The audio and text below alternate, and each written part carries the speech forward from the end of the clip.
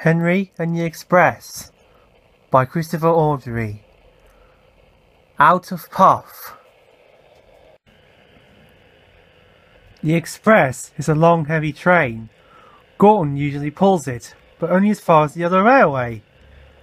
Another engine takes the coaches from there to London.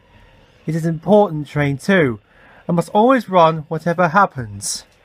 If Gorton is ill or busy somewhere else, James or Henry have the chance to pull it. They try their best and do it well. Too well, maybe, because sometimes the importance of the occasion goes to their smoke boxes and makes them boastful. One day, Henry was feeling pleased with himself. He had run the express to time and the Fat Controller had congratulated him. "I don't know what the Fat Controller would do without me," he said importantly in the shed that evening. "Have a care," warned Douglas. "Too much puff for you about yourself, and you'll maybe run out of puff one day." "Puh!" scoffed Henry.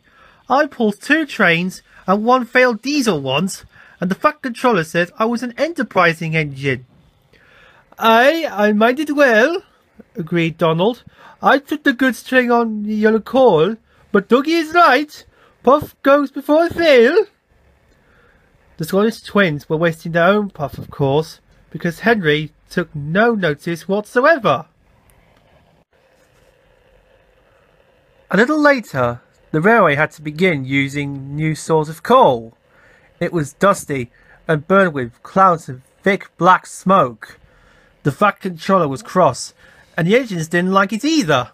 "Filthy rubbish," they grumbled. The new coal made more ash too. Before long, all the engines began to have pain in their smoke boxes. Hot ash collected there and gave them the most awful indigestion.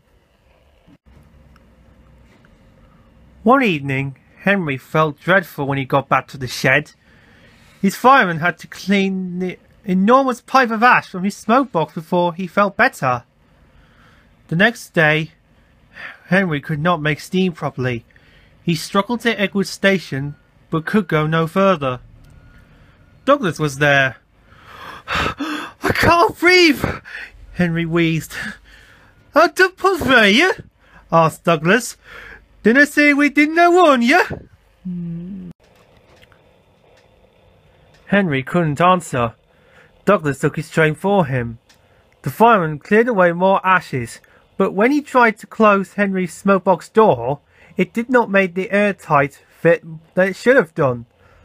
"Those hot ashes have dented your smokebox door," he said. "Air is coming in so that you can't breathe properly through your fire.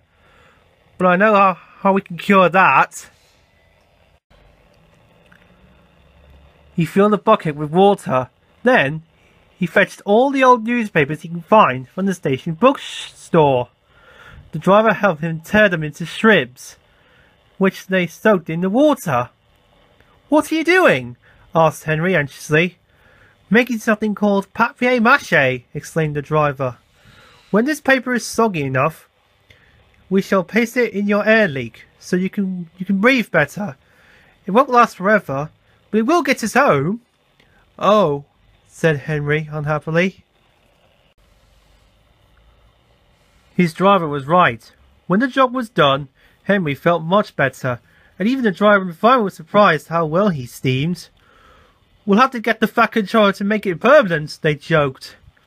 Henry went very carefully and reached the shed without mishap. His story had got there before him, of course. Donald and Douglas didn't say anything, but now and then made sort of breathless puffing noises. Henry thought they must have a very odd sense of humour.